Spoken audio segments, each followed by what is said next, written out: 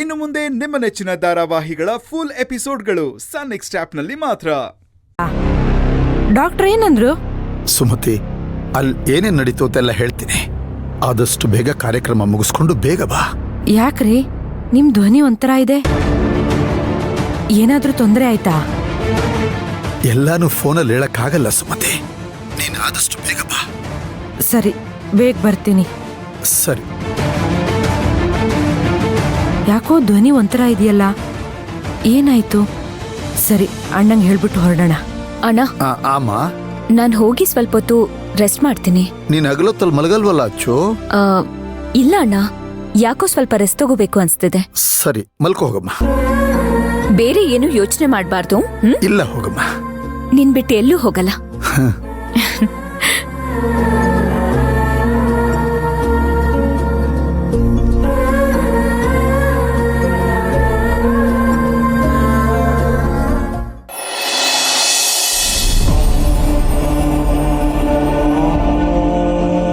ಹೇ ಮಂತ್ರ, ಸುಶಾಂತ್ ಅವ್ರ ಮನೆಯಿಂದ ಬಂದಾಗಿಂದ ನೋಡ್ತಾ ಇದ್ದೀನಿ. ಯಾಕೆ ಹೇಗಿದ್ಯಾ?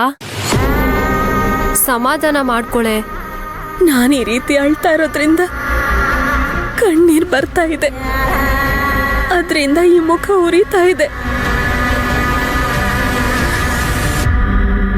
ಅದಕ್ಕಿಂತ ಹೆಚ್ಚಾಗಿ ಚೆನ್ನಾಗಿ ಕಾದಿರೋ ಕಬ್ಣದಿಂದ ಬರೆ ಹಾಕಿದ್ರೆ ಹೇಗಿರುತ್ತೋ ಆ ಥರ ನೋವು ಆಗ್ತಿದೆ.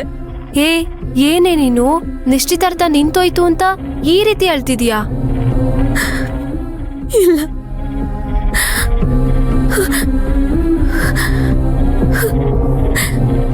ನಿಶ್ಚಿತಾರ್ಥ ನಿಂತೋಯ್ತು ಅಂತ ನೋವಾಗ್ತಿಲ್ಲ.